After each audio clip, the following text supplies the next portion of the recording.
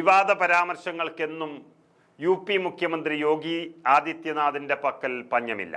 മുഖ്യമന്ത്രിയായി അധികാരമേറ്റെടുത്തത് മുതൽ തീവ്ര ഹിന്ദുത്വത്തിന്റെ വിളനിലമായി ഉത്തർപ്രദേശിനെ മാറ്റുവാൻ സാധിച്ച മുഖ്യമന്ത്രിയാണ് യോഗി ആദിത്യനാഥ്.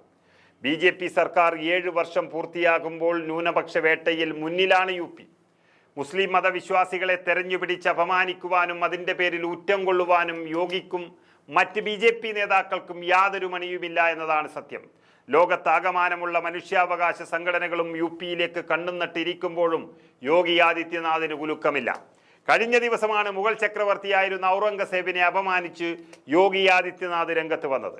ഇതിനു പുറമെ വീണ്ടും മുസ്ലിം സമുദായത്തിനെ ഒന്നാകെ താഴ്ത്തിക്കെട്ടി സംസാരിക്കുമ്പോഴും യോഗി മറന്നില്ല.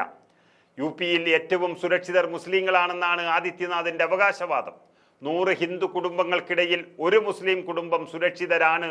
അതേസമയം 100 മുസ്ലിം കുടുംബങ്ങളിൽ 50 ഹിന്ദുക്കൾക്ക് സുരക്ഷിതത്വം തോന്നുന്നില്ലെന്നും ഒരു മടിയുമില്ലാതെ യോഗി ആദിത്യനാഥ് വ്യക്തമാക്കിയിരിക്കുന്നു. സമീപ മാസങ്ങളിൽ ന്യൂനപക്ഷങ്ങൾക്കും ക്ഷേത്രങ്ങൾക്കും നേരെ നിരവധി ആക്രമണങ്ങൾക്ക് സാക്ഷ്യം വഹിച്ച ബംഗ്ലാദേശിലെ സ്ഥിതി ചൂണ്ടിക്കാട്ടിക്കൊണ്ടാണ് യു.പി. മുഖ്യമന്ത്രി ഇതെല്ലാം പറയുന്നത്. 100 ഹിന്ദു കുടുംബങ്ങളിൽ ഏറ്റവും സുരക്ഷിതമായത് ഒരു മുസ്ലിം കുടുംബമാണ്.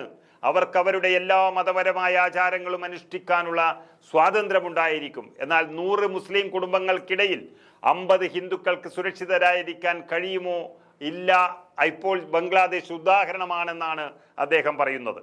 ഇതിനു മുൻപ് പാകിസ്ഥാൻ ഒരു ഉദാഹരണമായിരുന്നുവെന്നും യോഗി ചൂണ്ടിക്കാണിക്കുന്നു. ഈ ആഴ്ച അധികാരത്തിൽ 8 വർഷം പൂർത്തിയാക്കിയ യോഗി ആദിത്യനാഥിന്റെ സർക്കാർ 2017 ബി.ജെ.പി. സർക്കാർ രൂപീകരിച്ചതിന് ശേഷം ഉത്തർപ്രദേശിലെ വർഗീയ കലാപങ്ങൾ നിലച്ചുവെന്നും അവകാശപ്പെടുന്നു.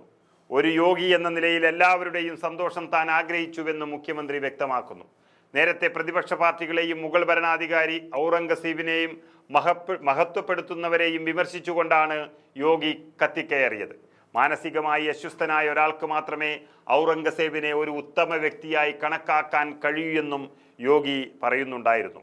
Maharashtra Samajwadi party MLA. അബു ആസ്മി ഔറംഗസേബിനെതിരെ നടത്തിയ പരാമർശത്തെ തുടർന്ന് മാർച്ച് 26 വരെ അദ്ദേഹത്തെ നിയമസഭയിൽ നിന്നും സസ്പെൻഡ് ചെയ്യുന്ന ഒരു പൊതുജനവികാരം വ്രണപ്പെടുത്തിയെന്നാരോപിച്ചായിരുന്നു. അദ്ദേഹത്തിനെതിരെ 1ലധികം എഫ്ഐആറുകൾ ഫയൽ ചെയ്യുകയും ചെയ്തൊരു സാഹചര്യത്തിലാണ് ഇപ്പോൾ യോഗി ആദിത്യനാഥ് ഇത്തരം പ്രസ്താവനയുമായി രംഗത്ത് വന്നത്.